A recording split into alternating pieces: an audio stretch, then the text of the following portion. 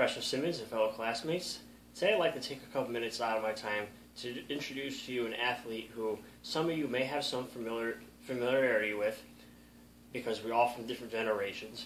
The individual I want to discuss today is this man right here. You get a nice close-up of this. This is Michael Jordan, a basketball great who played for the Chicago Bulls, and that's how many people remember him as.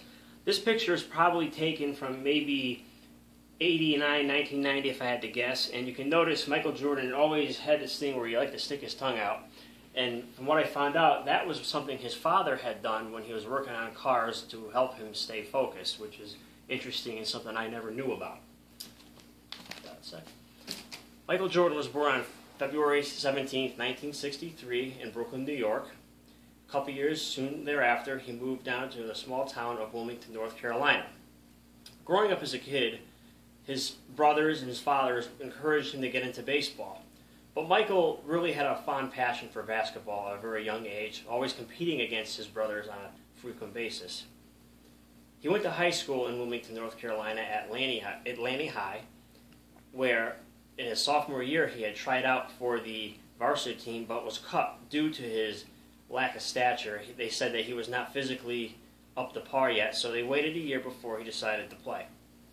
From there, his career started to take off. After performing phenomenally at Laney High School, he decided to go to the University of North Carolina and play for the illustrious Dean Smith.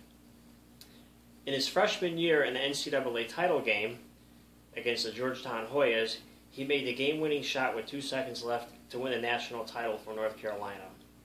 The funny thing is, many of the scouts that were at that game were there to watch Patrick Ewing, the dominant setter for the University of Georgetown, but scouts had to quickly take notice of this up-and-coming superstar, Michael.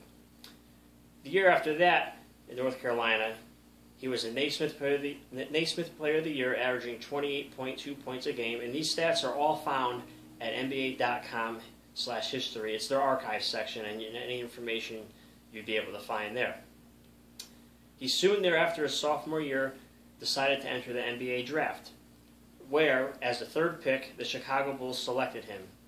And there was much confusion. A lot of people felt like the Portland Trail Blazers with the second pick were drafting him, but they decided to take Sam Bowie instead, which turned out to be obviously a monumental mistake. And in Michael's first year, he averaged 28.2 points a game, played a full season, and you could start to see signs that this guy had the potential to be a huge superstar in the league. But however, a setback occurred in his second year due to a broken left foot, which left him on the sidelines for approximately 60 games, which is about 3/4 of the NBA season. In the next couple of years, he had some ups and downs. They'd make the playoffs, but were unable to defeat the Detroit Pistons, who at the time were the most dominant team. But in 1991, they were finally able to get past them and go on to the NBA Finals, where the Bulls won their first NBA title. Magic Johnson actually had coined the phrase that, there was Michael Jordan and then there was everybody else, showing much homage to him for his career, thus far in his career. Following 2 years, the Bulls went on to win 2 more NBA titles, defeating the Portland Trail Blazers and the Phoenix Suns. But after that, Michael had suffered a very tragic loss in his life, as his father James was murdered in Lumberton, North Carolina. And I think this helped Michael. He needed to refocus, on other things, and he decided that he wanted to play baseball. He tried out for the Binghamton team down in that region, but was unable to be successful at baseball. So he decided that, due to the lockout in Major League Baseball, he needed to go back to play basketball, and did so. And thus went on in 1996, 1997, and 1998 to win 3 more NBA titles. Then he felt like maybe it was time to hang it up, retire, and that's what he did. He retired.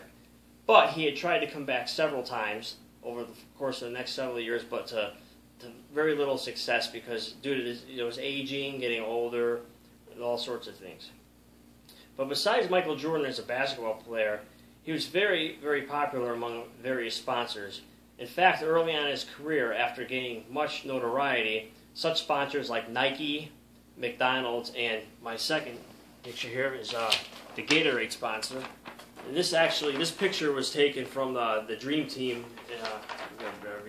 Dream Team of the year 1992, and the slogan was "Be like Mike." There's a Gatorade sign there, and that commercial became very well known. Is there a jingle went along with it, which I'm not going to sing at this time, but it was based around being like Mike, which was very popular for them then. So all in all, when I look at Michael Jordan's career, obviously one of the most successful careers in the history of the NBA, but something stood out to me. And after reading his book in 2005, Driven from Within, he says, "I missed over 9,000 shots in my professional career. I've lost over 300 games. I've been asked 26 times to take the game-winning shot and have failed." He says, "I have failed many times over my career, and that is what has made me succeed." After researching this great athlete, I've come to realize the most important things about him were his hard work, his determination, and always wanting to be the best at all costs, no matter what. Thank you very much for your time.